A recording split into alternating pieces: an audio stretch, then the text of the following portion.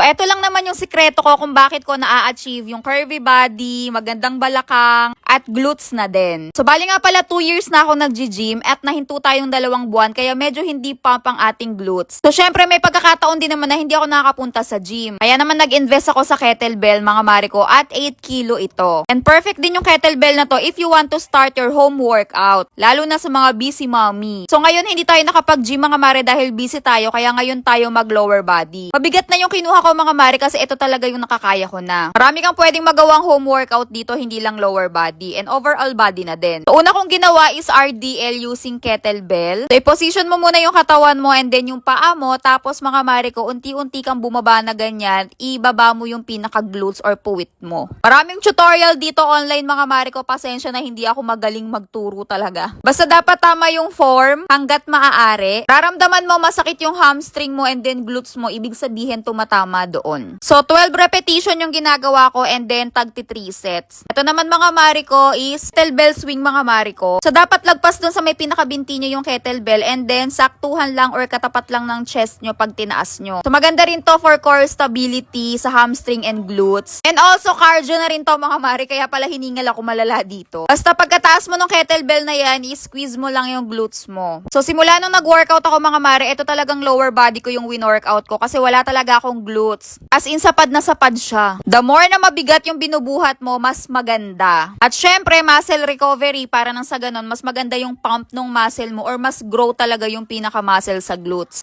Kaya mahalaga rin talaga yung nutrition mga mare. So ako mga mare, 90 grams of protein yung hinihit ko para sa body weight ko na goal. Etong ginagawa ko mga mare, actually dumbbell talaga ang dito pero carry na rin kasi wala akong dumbbell. Mainam naman to mga mima ko sa side glutes. Para nang sa ganun hindi masyadong makita yung aking hip dip. Yun talaga yung pinaka-problem ko. Tag to 12 counts lang or repetition mga mare ko tapos 3 sets. 2 to 3 times a week ako mga mare naglo-lower body tapos 2 to 3 days naman yung resting day ko. So yun yung tips doon mga mare, if you want to grow your glutes talaga, lift heavier. Hindi naman kailangan mabigat agad. Mag-umpisa ka sa magaan tapos make sure lang na kailangan every time magbubuhat ka is may progress yung pagbubuhat mo. Like halimbawa naka 1 kilo ka last week ng buhat, itry mo naman yung 2 kilos. So ayan mga mare ko, naka first set na tayo ng ating lower body. So ito lang yung natatandaan kong routine na pwede sa kettlebell pero you can research naman, marami sa online na tutorial. Make sure lang tama yung ginagawa nyo para di kayo ma-injury. So kung may katanungan pa nga kayo, just comment down below. Bye-bye!